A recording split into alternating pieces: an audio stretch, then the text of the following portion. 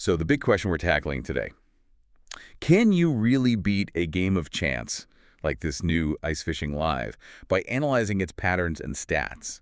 Or is it all just, the luck of the draw? Exactly. And that's what we're digging into. We've got some really interesting source material here that gives us a look behind the curtain at Ice Fishing Live. You okay? It's not just about how the game plays, but the actual statistics, the outcomes, and what that might mean for strategy. Our mission, really, is to figure out what being well-informed actually means here, moving past just gut feelings. Okay. All right, let's cast off then. What exactly is Ice Fishing Live for anyone who hasn't seen it yet? Okay, so it's Evolution Gaming's newest thing, just launched Q3 2025. Brand new. Yeah, very new.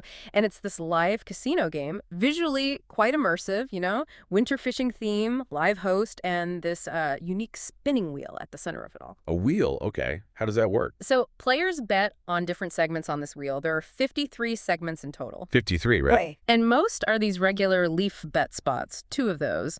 But then you also have 3 special segments that trigger the fishing bonus rounds. Ah, the fishing part. Exactly. And that's where the theme really comes alive. The host actually casts a line into these virtual ice holes on screen during the bonus.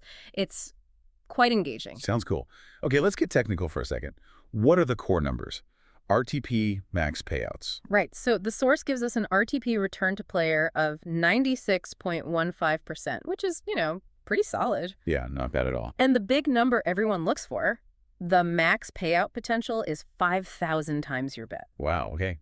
5,000x. Yeah. Plus, there are these extra features, random multipliers. These can pop up, boost a spot up to 10x, and something called a top slot feature, too. How do those multipliers work? Do they just, appear randomly before the spin? Pretty much. And if that multiplier lands on a spot you've bet on, and that spot wins, well, your payout gets multiplied. So a 10x multiplier on a win. Means 10 times the normal payout. Yeah. It can turn a standard win into something much bigger, and it's crucial for hitting those really high bonus round payouts, potentially pushing towards that 5,000x max. Okay, so that adds another layer of excitement. Yeah. But it brings us back to that prediction question. People see numbers, they see history. Can you use past results? Our source looked at this, right? Hourly, daily stats. It did, yeah. And this is where it gets really fascinating, statistically speaking. What did it find? Well, the key insight is this.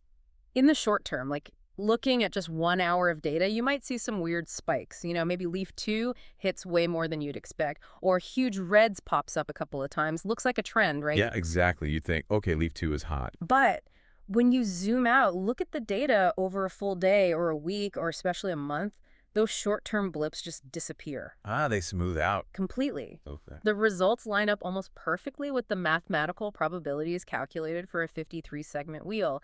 It's the law of large numbers in action. So the takeaway for you listening is, don't get fooled by short-term streaks. Randomness is randomness, and over time, the odds play out exactly as expected. You can't really time it. Precisely, which naturally leads to the fairness question. Is the game rigged? People always wonder. Right. And the source is very clear here. Evolution Gaming operates under strict licenses and regulations. The outcomes are determined by certified random number generators, plus the physical wheel mechanics. It's fair. It's random. It's not rigged. Okay, good to establish that. So knowing it's fair and random, let's get into the heart of it, the different fishing bonus games. This seems to be where the real potential lies. 3 types, you said. Yes, 3 distinct bonus rounds. And this is where understanding the stats becomes, well, quite useful for deciding how you want to play. They have very different profiles. Different frequencies, different rewards. Exactly. Let's break them down. First, you have the Lil Blues. These are the most common. Okay. They're on 4 of the 53 segments, so you'll hit these most often. The multipliers typically range from, say, 2x up to 50x. So smaller, more frequent wins. Generally, yes. The source noted an average multiplier observed of around 3.7x. The highest fish they recorded in this bonus was 15x, so it's described as the most accessible bonus. Good for keeping the action going. Makes sense. What's next? Next up, big oranges. These are on 2 segments, so less frequent than the blues. Half as frequent. Right. But the potential payout is higher. The multipliers here typically run from 5x up to 100x. The observed average was about 8.6x, and the biggest fish caught was 28x. So a step up in risk and reward. Exactly. The source calls it a balanced risk-reward ratio. You wait a bit longer, potentially, but the payoff can be chunkier. And then the big one. Then you have the huge reds. This is the rarest fish in the pond, only one segment on the entire wheel. Just one. Wow, odds are low. Very low. But the rewards, multipliers typically start at 10x and go up to 200x. 200 times. Yeah. The average multiplier seen here was 16.3x, and the biggest single fish multiplier was 45x. But crucially, this is the bonus where, especially if you get a wheel multiplier involved as well, you can hit that game maximum of 5,000x. Ah, okay. So the huge reds bonus is where the absolute top-end potential lies. Yeah. The leader in maximum wins, as the source puts it. Undisputed leader, yeah. It's the definition of high risk, high reward. This structure is actually pretty clever, isn't it? Yeah. It caters to totally different player styles. Some might want the steady action of the little blues. Others are holding out for that huge red. Absolutely. It creates different kinds of thrills within the same game. It's smart design. So let's make this real. The source mentioned some of the biggest actual wins recorded, right? To show what's possible. It did, and they really highlight the potential, especially of those rarer bonuses. Let's hear some. Okay, the top reported win was that maximum 5,000x that came from a huge reds bonus, naturally. Incredible. Then another huge reds hit for 4,500x, another for 3,800x. Mostly huge reds at the very top then. Mostly, but not exclusively. There was a 3,200x win reported from a big oranges bonus. Oh, interesting. So big oranges can deliver massive wins too. Definitely. Also saw 2,750x from huge reds, 2,400x from big oranges, 2,100x from huge reds, 1,850x from big oranges. Okay, so a mix, but skewed towards the rarer ones for the absolute biggest payouts. What about Lil Blues? Did they ever get a really big one? Well, the source listed a 1,600x win from Little Blues. 1,600x from the most common bonus. That's pretty huge, too. It shows that even the frequent bonuses can occasionally deliver something substantial, likely with the help of those random wheel multipliers we talked about. There was also a 1,320x from Big Oranges listed.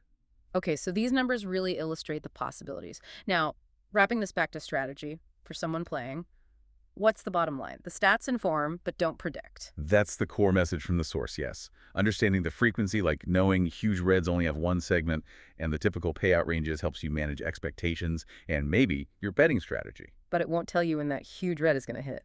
Absolutely not. Each spin is independent. So the strategic choice really comes down to your personal preference, your risk tolerance. Right. Do you want frequent small wins, or are you playing for that long shot? Exactly.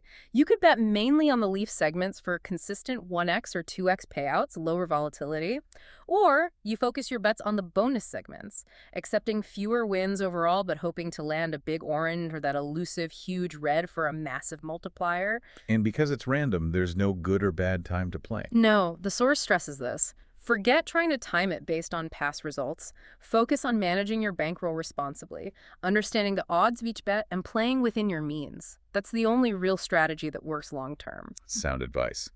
Now, the source also mentioned where people might play this game. Any specifics? It did point to platforms like LTC Casino as one place offering ice fishing live. Okay. And it highlighted some features associated with platforms like that. Things like, instant withdrawals, anonymity, because there's no KYC. Know your customer checks. Right. Plus worldwide availability, VPN friendliness, and support for various cryptocurrencies, Bitcoin, Litecoin, Ethereum, Tether, XRP, those kinds of things. So options for players who value that kind of privacy and crypto flexibility. Exactly. It caters to a specific segment of the market. Okay, well, this has been quite the deep dive. We've unpacked Ice Fishing Live's mechanics, looked hard at the stats, seen how the different bonus rounds offer very different experiences, and even touched on those huge real-world wins. We really have covered a lot of ground, moving past just the surface appeal. So thinking about everything we've discussed, what's the final thought to leave our listeners with? Well, here's something interesting to consider. We've laid out the clear statistical probabilities. Huge reds is rare. The odds. Yet that potential 5,000x payout is incredibly alluring, isn't it? So the question is, how does our brain process that? How do we balance that logical understanding of the low probability against the powerful emotional pull of chasing that massive, potentially life-changing win? What does this tell us about our own decision-making when cold, hard data meets that very human desire for the jackpot? That's a fascinating question. Balancing logic and emotion in the face of chance. Something for all of us to think about. Well, thank you for joining us on this deep dive into the numbers behind the ice. My pleasure. Until next time.